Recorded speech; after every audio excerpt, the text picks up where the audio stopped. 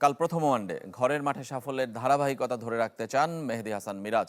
অন্যদিকে তরুণ দল নিয়ে চ্যালেঞ্জ ছুড়ে দেওয়ার ঘোষণা দিয়েছেন নিউজিল্যান্ড অধিনায়ক টম ল্যাথাম। মিরপুরে দিনের আলোয় প্রথম ম্যাচ শুরু হবে সকাল 11টায়। একনল অ্যাডভান্সড হাইজিন সোপ, এবার জীবাণু ধুলাবালি ঘাম clean bold. A product of Remark. আগের দু সিরিজ শেষে হেসেছেন মেহেদী মিরাজ। টম ল্যাথামের সাথে ট্রফি হাতে বাংলাদেশ অধিনায়কের এই হাস্যোজ্জ্বল ছবিটা টানা তৃতীয় সিরিজ জয়ের অনুপ্রেরণা। যেখানে স্পটলাইটে নাহিদ রানা পাকিস্তানের বিপক্ষে দুরন্ত ফাইফারের পর পিএসএলেও গতির ঝড় তুলেছেন। শেষ 3 ম্যাচে 7 উইকেট নিয়ে পেশোয়ারকে টেবিল টপার রেখে দেশে ফিরেছেন।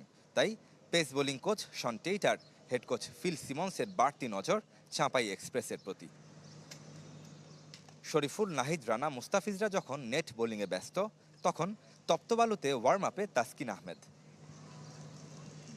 পেসারদের নিয়ে এত কথা বলার কারণ একটাই, বদলে যাওয়া মিরপুরের 22 গজের জমিন। অনুশীলন শুরুর আগে কোচকে সাথে নিয়ে সেটাই পরখ করে দেখেছেন অধিনায়ক।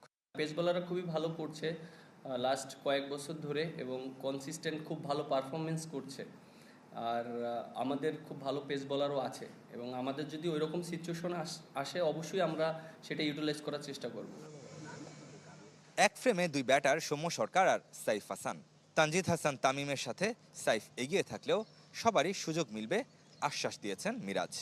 ক্যাপ্টেন হিসাবে আমি এটাই চাবো, একটা ব্যাটসম্যানকে যেন তার পজিশনে পর্যাপ্ত সুযোগ দিয়ে তাকে যেন সে যেন তার নিজের জিনিসটা বুঝতে পারে। সো আমার অ্যাজ এ ক্যাপ্টেন হিসাবে এটাই আমার প্ল্যান থাকবে যে প্রত্যেকটা ব্যাটসম্যানের ক্ষেত্রে যেন একই জিনিসটা থাকে।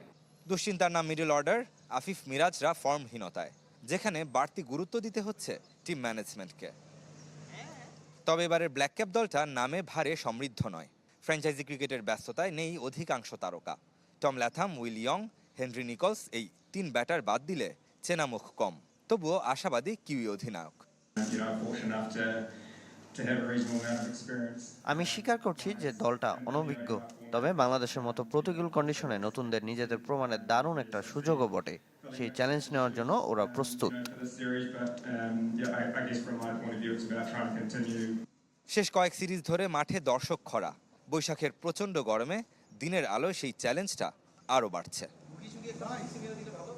রেদওয়ান শুয়েব, চ্যানেল 24, ঢাকা।